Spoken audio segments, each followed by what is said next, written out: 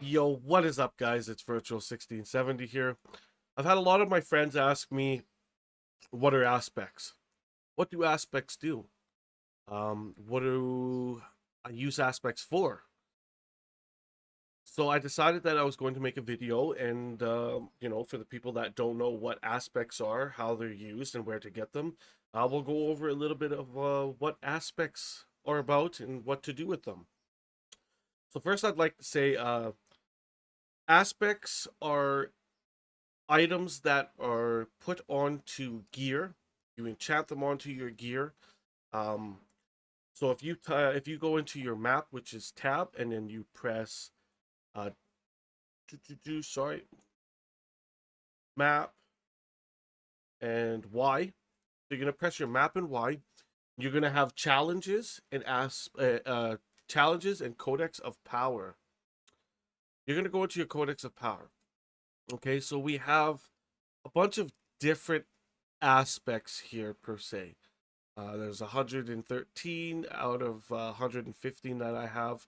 Now, you can get defensive, offensive, resource, utility, mobility, and these aspects, as you can read. So, like, let's do an easy one here. Basic skills grant 20% damage reduction for 2 seconds. At the bottom, you're going to see in your Codex of Power, unlocked by completing Dark Ravine in Dry Steps. So, when you do dungeons, you will get aspects that you are able to put on your gear. Certain dungeons will grant certain aspects. This one is Halls of the Damned, and this one's Lost Keep. What you want to do when you finish your campaign is you want to go through all of the dungeons in the map. So you're going to be going these white dots here. You got one here, you got a dungeon here and here. Each one of these will award you with one aspect. What you do with these aspects is you put them on your gear. So if you open up your map in town and you go to the Aladdin, so you're gonna go run over there, right? And it's like the Triforce kind of looking thing. Let's go over there. Now, there's different types of aspects you can get for each character. They're gonna differ. What you do here is imprint an aspect. So, how do I put an aspect on my gear? How do I do this? Okay, so well, first, what you're gonna do is you're going to add your item to the imprint aspect board right here. Now, you have an option to pick an aspect from your aspect tab, or you could go into your codex of power. And now these are just base. So base aspects are what you get from the dungeons. They're the lowest percentage. It is just something you can put on your gear for now until you find different ones. What you can do is you can take your aspect. So let's just put a random one on. We're going to go with that one. And it makes a rare item of legendary quality as soon as it is added. Now, once you found what you needed, you're going to take your... I'm not going to do this one because it's pretty expensive. You're going to take your aspect. You're going to put go into your Codex of Power, put your aspect in, and you're going to imprint it on your rare, which will then make it a legendary. Okay. Now, depending on your class, these are going to differ from class to class, and it also takes salvaged from and used to improve legendary weapons, rare crafting material. You can get these from disenchanting legendaries or doing hell tides. In one of my other videos, I explain what hell tides are and how you can do them. So make sure you go and check that out if you have any more questions, or you can just come to my stream, Virtual 1670 Twitch TV, and ask me. Come in, say hello, or maybe add a comment to this video. So back to the aspect part, you could put it on any piece of gear, depending on your character.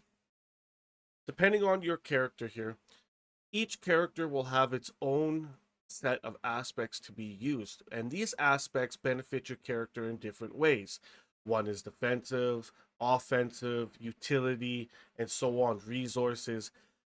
You want to, if you want, you can go and do a guide that helps you and tells you about what aspects you should use for your character, or you could experiment. Look at your gear, see what helps you the most. Are you supposed to stun a lot? Do you slow a lot? Um, a lot of aspects will help out and benefit off of each other and to what your character does, making it extremely beneficial to that class. Now, when you do dungeons, you are going to get legendaries, and those legendaries will have different aspects on them. Now, the different legendaries will have different numbers depending on if it's 100% perfect or not 100% perfect.